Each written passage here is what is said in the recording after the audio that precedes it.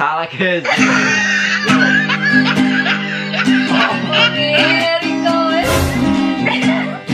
Salah lagi guys yo. Ngomongin Eriko wis kadang sayang jarene wong seneng iso temenan.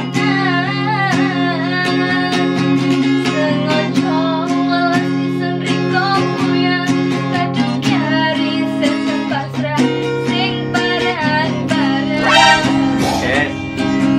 Ngomongin Riko wis kadang sayang jarene wong seneng iso